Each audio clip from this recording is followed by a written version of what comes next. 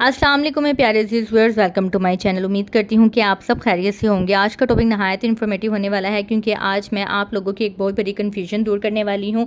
क्योंकि बहुत से लोगों के माइंड में सिस्टमैटिक इन्वेस्टमेंट प्लान्स को लेके जो है वो एक कन्फ्यूजन है कि ये इटसेल्फ एक प्लान है या प्लान्स को स्पॉट करने के लिए कोई सिस्टमैटिक मेथड है। तो अल मीज़ान इन्वेस्टमेंट मैनेजमेंट लिमिटेड का सिस्टमैटिक इन्वेस्टमेंट प्लान्स को आज मैं डिटेल में बताने वाली हूँ। इस वीडियो को लास्ट तक देखने के बाद आपकी ये कन्फ्यूजन दूर हो जाएगी कि सिस्टमैटिक इन्वेस्टमेंट प्लान्स बेसिकली है क्या। मुझे बहुत से कमेंट्स भी आए थे इसके बारे में वीडियो बनाने के लिए, लेकिन कुछ रीज़न की वजह से मैं वीडियो नहीं बना पाई थी। जैसे कि मैंने आपको बताया कि मेरी रिसेंटली बेटी पैदा हुई है अल्हम्दुलिल्लाह, जिसकी वजह से मैं रेगुलर बेसिस पे जो है वो वीडियो भी अपलोड नहीं कर पा रही थी। लेकिन अब इंशाल्लाह ताला मैं रेगुलर बेसिस पे आपके लिए इन्फॉर्मेटिव वीडियो इसी तरह से अपलोड करती रहूँगी। तो बगैर टाइम को ज़ाया किए वीडियो को शुरू करते हैं। और अगर आप मेरे चैनल पर न्यू हैं तो जल्दी से चैनल को सब्सक्राइब कर दें ताकि मेरी आने वाली हर इन्फॉर्मेटिव वीडियो आप तक रिसीव हो सके।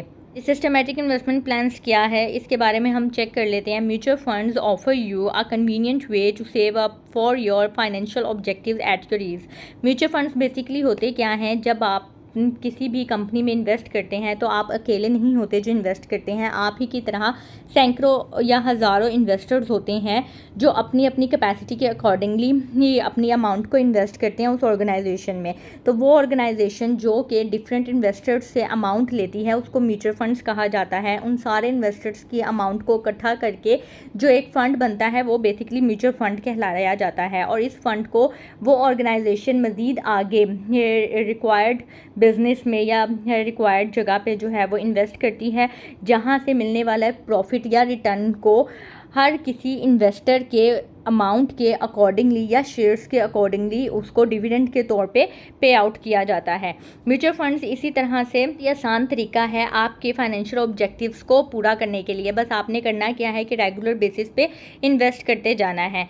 सबसे पहले सिस्टमैटिक इन्वेस्टमेंट प्लान के बारे में मैं आपको बता दूं कि ये इटसेल्फ एक प्लान नहीं है, बल्कि ये एक स्टैंडिंग इंस्ट्रक्शंस होती हैं। जिसने अकाउंटिंग वगैरह पढ़ी हुई है उसको पता होगा कि स्टैंडिंग इंस्ट्रक्शंस क्या होती हैं। कि जब भी आपने कोई भी अपना कोई एक्सपेंस, कोई भी अमाउंट या किसी भी पर्पज़ के लिए कोई अमाउंट अपने अकाउंट से डेबिट करवानी होती है, यानी कि डिडक्ट करवानी होती है, तो आप चाहते हैं कि ये फॉर एग्ज़ाम्पल आपके घर का एक रेंट है जो कि हर महीने जाता है, ठीक है।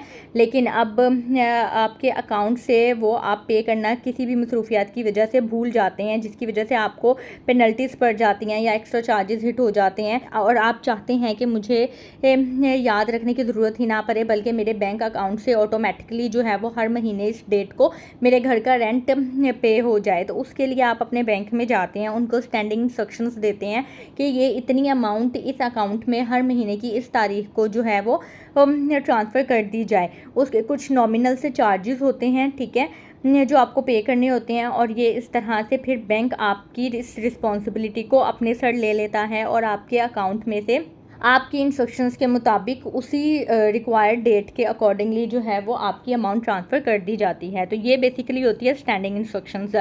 सिस्टमैटिक इन्वेस्टमेंट प्लान का इससे क्या ताल्लुक़ है वो मैं आपको गाइड कर देती हूँ। जैसे कि मैंने आपको बताया कि ये इटसेल्फ एक इन्वेस्टमेंट प्लान नहीं है, बल्कि ये एक तरीका है कि आप किस तरह से अपनी इन्वेस्टमेंट कर सकते हैं, वो मैं आपको गाइड कर देती हूँ।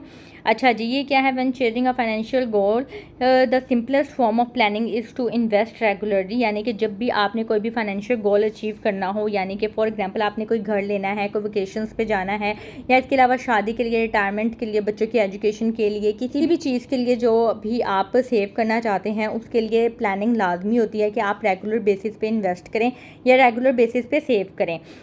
इस पूरे पैराग्राफ में यही चीज़ लिखी हुई है कि सिस्टमैटिक इन्वेस्टमेंट प्लान जो है वो आपकी इसी चीज़ में हेल्प करता है कि आप एक स्पेसिफाइड फ्रीक्वेंसी के साथ मंथली या क्वार्टरली बेसिस पे अपनी इन्वेस्टमेंट को रेगुलर बेसिस पे इन्वेस्ट करते जाएं, ठीक है। अब जैसे कि इसमें लिखा हुआ है कि systematic investment plan is method through which you can invest in mutual funds through small and periodic installments.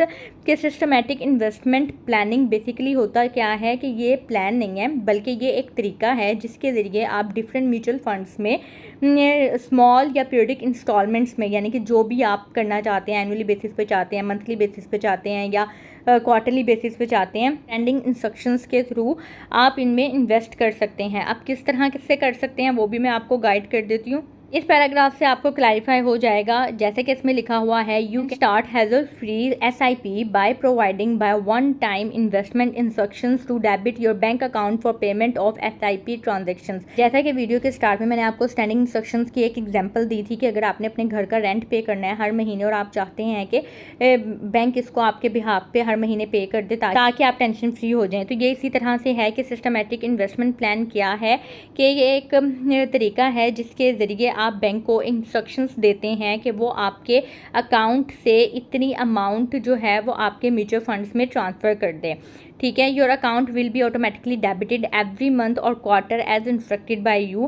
آپ کا جو بھی بینک اکاؤنٹ ہوگا وہ آٹومیٹکلی آپ کے بہاف پہ منتھلی یا کوارٹرلی بیسس پہ جو بھی آپ نے انسٹرکشنز دی ہوئی ہوں گی آٹومیٹکلی آپ کے اکاؤنٹ سے پیسے کٹ ہو کے آپ کے میوچل فنڈز میں سیو ہو جائیں گے، and the proceeds will be utilised for allotment of units of the mutual fund schemes of your choice, یعنی کہ جو بھی آپ نے میوچل فنڈ کی اسکیم لی ہوئی ہوگی اس میں یہ آپ کے ٹرانسفر کر دیے جائیں گے۔ ٹھیک ہے، میں آپ کو ایگزامپل دے دیتی ہوں۔ فار ایگزامپل آپ نے میزان روزانہ آمدنی فنڈ میں انویسٹمنٹ کی ہوئی ہے یا پھر ڈیلی انکم پلان میں جو ہے وہ انویسٹمنٹ کی ہوئی ہے۔ اب آپ چاہتے ہیں کہ 6 مہینے کے بعد جو ہے وہ آٹومیٹکلی میرے اکاؤنٹ سے مزید انویسٹ ہو جائے، یعنی کہ 2 لاکھ کی آپ نے انویسٹمنٹ کی ہوئی ہے ڈیلی انکم پلان میں۔ اب آپ چاہتے ہیں کہ ہر 6 مہینے کے بعد میرے اکاؤنٹ سے 2 لاکھ روپے انویسٹ ہوتے جائیں، تو آپ اپنے بینک کو انسٹرکشنز دیں گے اسٹینڈنگ انسٹرکشنز کے طور پہ کہ میرے اکاؤنٹ سے ہر 6 مہینے کے بعد جو ہے وہ 2 لاکھ کی اماؤنٹ جو ہے ڈیلی انکم پلان کے طور پہ وہاں پہ انویسٹ کر دی جائے۔ تو بینک جو ہے وہ بغیر آپ ایک دفعہ آپ سے ایگریمنٹ سائن کروا لے گا اسٹینڈنگ انسٹرکشنز کا، اس کے بعد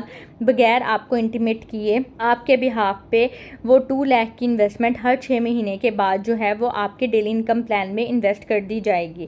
اس طرح سے آپ کو یاد رہے نہ رہے بینک جو ہے وہ آٹومیٹکلی اپنے سسٹم کو انسٹرکٹ کر دے گا کہ آپ کے اکاؤنٹ سے اماؤنٹ آپ کے میوچل فنڈز میں ٹرانسفر کر دی جائے، اور اس فیسلٹی کو اویل کرنے کے لیے آپ کو بینک وزٹ کرنا ہوگا۔ آپ کسی بھی نیئرسٹ میزان بینک کی برانچ میں وزٹ کریں، ٹھیک ہے، اور وہاں پہ جا کے آپ یہ اسٹینڈنگ انسٹرکشنز پرووائڈ کر سکتے ہیں۔